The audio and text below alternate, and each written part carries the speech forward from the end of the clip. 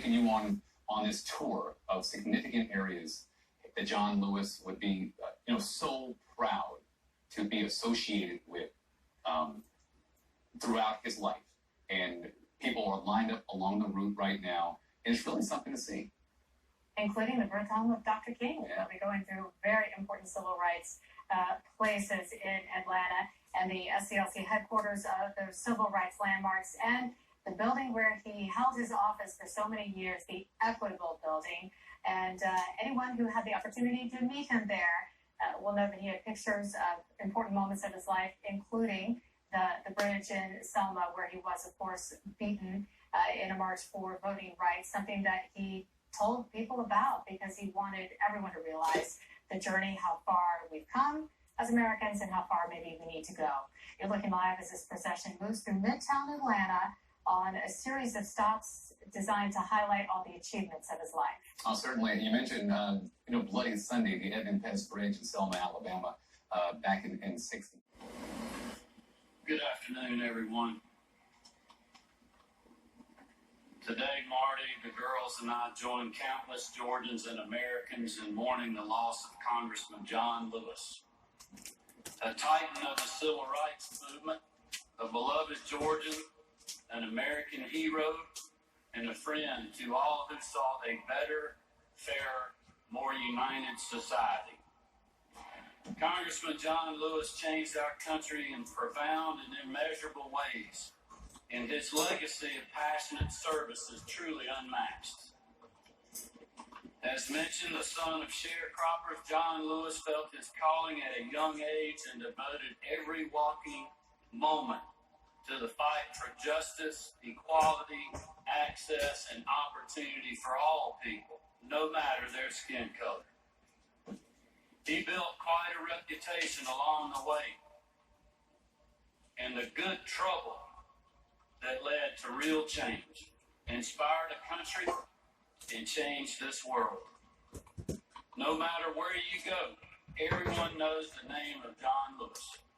And more importantly, they know his record of standing up, speaking out, and shaking up the status quo. At home in the 5th District, this legendary freedom fighter was a friendly neighborhood face, serving his constituents selflessly and with open arms. In our country's most trying moments, Congressman John Lewis taught us the lesson of joyful, steadfast commitment to ideals bigger than one man or one movement.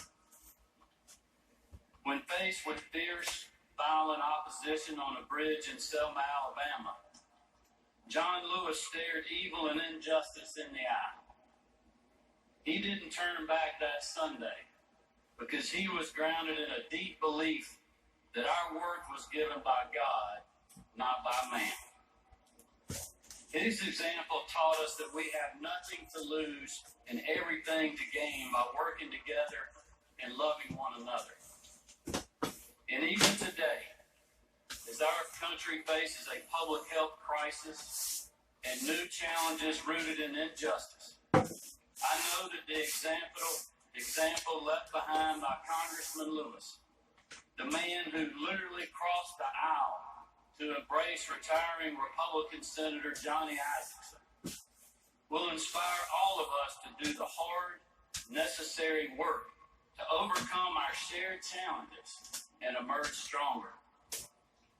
The congressman put it best by saying, "We love our country, we love our democratic society, so we have to move our feet." As we mourn his passing, we all should recommit ourselves to the principles he fought for.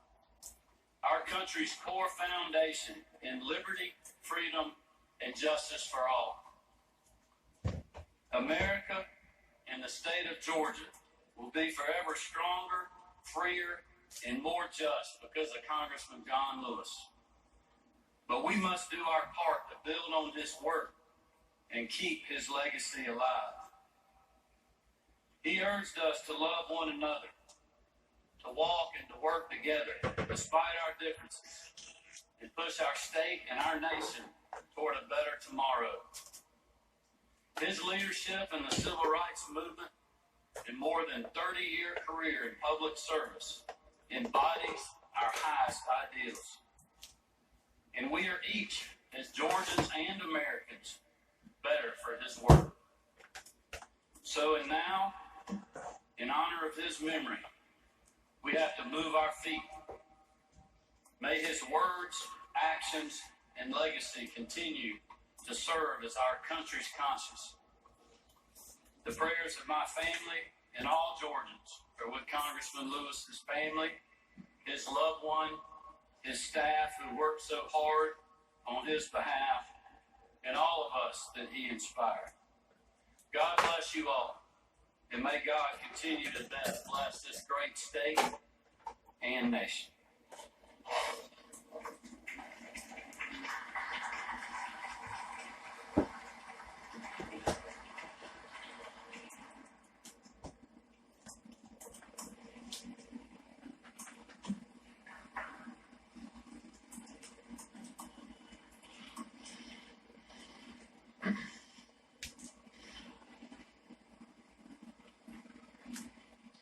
Be that great, strong land of love, where never kings connive nor tyrants scheme that any man be crushed by one above. It never was America to me. Oh, let my land be a land where liberty is crowned with no false patriotic wreath, but opportunity is real and life is free. Equality is in the air we breathe. Some 5 years after these words were written, a descendant of the enslaved, a son of sharecroppers, was born. And the words of the Lord rested upon his life. Before I formed you, I knew you in the womb. Before you were born, I sanctified you. I ordained you a prophet to the nations. And this prophet, our prophet, called upon America to be America again. And so we gather here today in what was once a stronghold of the Confederacy together, because this prophet lived and this prophet named John Lewis loved. Like so many, I have a deep and abiding admiration for Congressman Lewis, and I've had it my entire life. I would see his lovely wife Lillian when she came into my mother's hair salon to have her hair done. She was a beautiful and brilliant woman whose love and affection for John Miles was evident in every conversation that she had. I knew Congressman Lewis as the man who worked in SNCC with my Aunt Ruby Doris Smith Robinson. She died at the age 26, leaving a 2-year-old son behind. Each time I saw the congressman, his eyes glistened with tears when he spoke of her. He told me stories of being beaten with her and going to jail together in Rock Hill, South Carolina. He always made sure to ask about her son, Teray. Although an Alabama legend, an Atlanta icon, and an American hero, Congressman Lewis could take time to let me know, to let all of us know that we matter to him. And so I don't think it was happenstance that in his final public appearance, he visited the Black Lives Matter mural in Washington, D.C. And it was around this same time that I joined him on a Zoom call with President Obama and the Obama Foundation for My Brother's Keeper until his last days. He was calling upon America to be America again in his words and his deeds. I was deeply moved a couple of days ago when his chief of staff, Michael Collins, shared with me that a congressman was intently watching the news of Atlanta and proud of the leadership that's been shown. And so, Governor, when the good trouble continues, know that it is with the blessings of Congressman Lewis.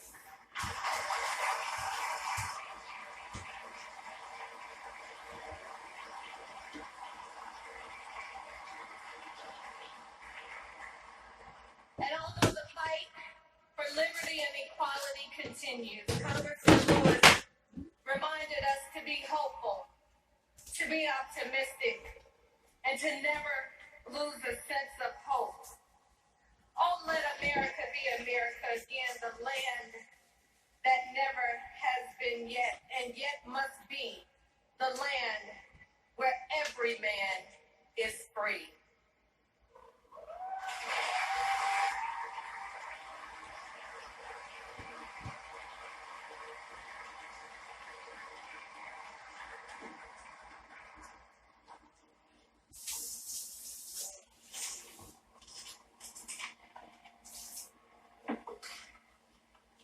I'm State Representative Calvin Smurry, and I am deeply, deeply honored